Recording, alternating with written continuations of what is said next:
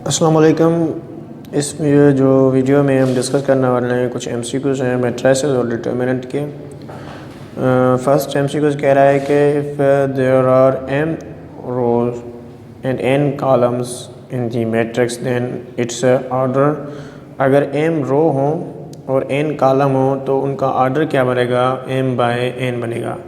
हमेशा row first लिखा जाता है, उसके बाद कॉलम लिखा जाता है, तो इस वजह से m बाय n पढ़ा जाएगा, लिखा जाएगा। तो उसके बाद the order of the matrix है, इस मैट्रिक्स जो दिया हुआ है उसका ऑर्डर जो है वो क्या होना चाहिए।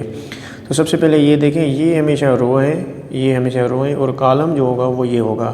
इट्स मीन्स के 3 रो हैं 1 कॉलम है, तो इट्स मीन्स के क्या हो जाएगा? 3 बाय 1 आ जाएगा, 3 बाय 1, क्योंकि 3 रो हैं और 1 कॉलम आ रहा है, इसलिए हम करेंगे 3 बाय 1।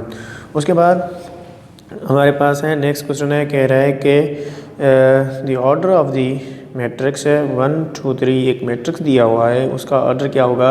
देखिए इसके रो कितने, सबसे पहले हमेशा रो देखें, रो इसके कितने, तो ये रो हो गया, एक रो हो गया, और कॉलम कितने, 1 2 3, तो 3 कॉलम हो गए, तो एक रो 3 कॉलम, तो 1 बाय 3 जो होगा इसका ऑर्डर होगा।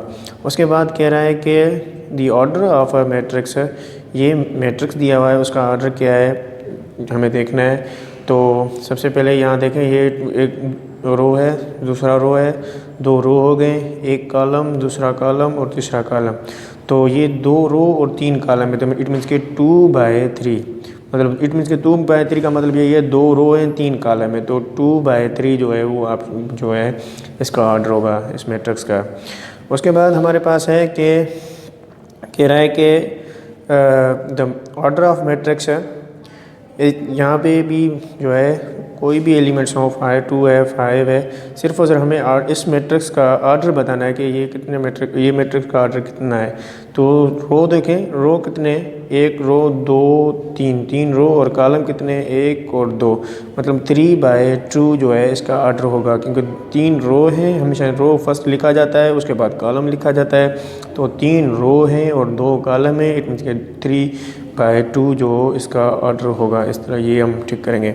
उसके बाद कह रहा है कि matrix in which the number of rows is not equal to the number of columns is called. अगर कह रहा है कि अगर कोई भी मैट्रिक्स है उसका नंबर ऑफ़ रोज और नंबर ऑफ़ कॉलम्स आपस में इक्वल नहीं है, जैसे कि 1 2 है, देखिए इसके रोज़ कितने 2 है, तो कह रहा है कि मैट्रिक्स है in which the number of rows is not equal to the number of columns is called rectangular matrix. तो उसको रेक्टेंगुलर मैट्रिक्स कहा जाएगा जब नंबर ऑफ़ रोज़ और नंबर ऑफ़ कॉलम्स बराबर आपस में ना हो। अगर वो नंबर ऑफ़ रोज़ और नंबर ऑफ़ कॉलम्स आपस में इक्वल है तो उसको स्क्वायर मैट्रिक्स कहा जाता है, उसको स्क्वायर मैट्रिक्स कहा जाएगा। A matrix in which number of rows है is equal to the number of columns is called square matrix.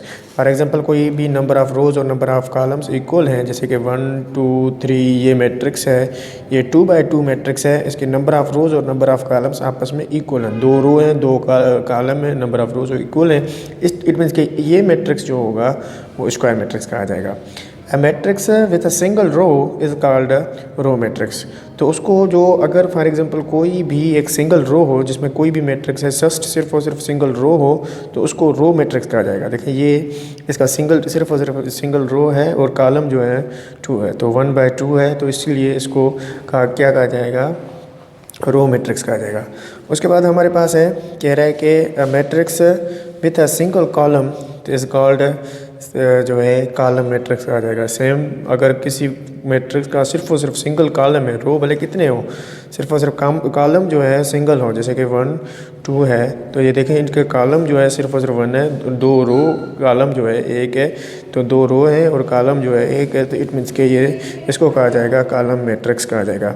उसके बाद कह रहा है कि क्वेश्चन नंबर 10 है हमारे पास, वो कह रहा है कि matrix all of whose elements except the diagonal elements are 0 is called null matrix, singular matrix, symmetric matrix या diagonal matrix।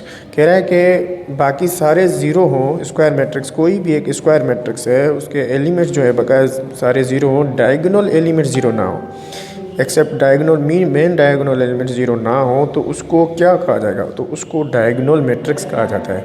देखिए ये एग्जांपल है, ये अपर एलिमेंट्स लोअर एलिमेंट्स ज़ीरो है और डायगोनल मेन डायगोनल एलिमेंट जो है वो ज़ीरो नहीं है, तो उसको डायगोनल मैट्रिक्स कहा जाता है। 2 by 2 का डायगोनल मैट्रिक्स ये रहा।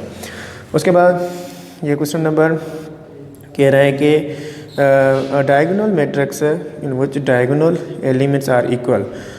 कोई भी डायगोनल मैट्रिक्स है उसके डायगोनल एलिमेंट्स इक्वल हैं, तो फॉर एग्जांपल ये 3 है, वो डायगोनल ये डायगोनल मैट्रिक्स हुआ, लेकिन डायगोनल इसके एलिमेंट्स जो हैं वो आपस में इक्वल हैं। यहाँ पे 3 है, यहाँ पे भी 3 है, तो उसको स्केलर मैट्रिक्स कहा जाता है, हम उसको स्केलर मैट्रिक्स कहेंगे।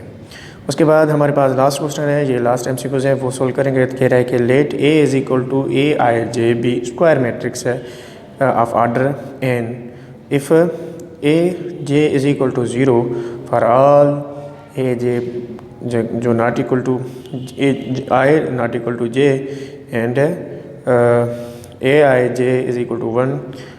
कह रहा है कि कोई भी एन ऑर्डर का मैट्रिक्स है, हम जब आई और जे आपस में बराबर नहीं है वहाँ पे हम ज़ीरो मतलब वैल्यू आ जाता है, और जब आई और जे आपस में इक्वल हैं तो वहाँ पे 1 आ जाता है। तो उस मैट्रिक्स को क्या कहा जाता है? देखिए यहाँ पे आई और जे आपस में बराबर हैं, यहाँ पे देखिए 1 1 है, यहाँ पे 1 रो 1 कॉलम है, यहाँ पे भी सेकंड रो सेकंड कॉलम है। यहाँ पे जो आई और जे आपस में इक्वल है तो वहाँ पे जो है 1 आ रहा है। इट मीन्स के कोई भी एन ऑर्डर का मैट्रिक्स है उसके डायगोनल, ऐसा कहेंगे डायगोनल एलिमेंट जो है वो 1 आ जाए, ऊपर और लोअर बाकी जो भी हैं वो 0 आ जाए, डायगोनल एलिमेंट 0 आ जाए, तो उसको यूनिट मैट्रिक्स या आइडेंटिटी मैट्रिक्स कहा जाता है, या यूनिट मैट्रिक्स कहा जाता है, या आइडेंटिटी मैट्रिक्स भी कहा जाता है। Thank you very much.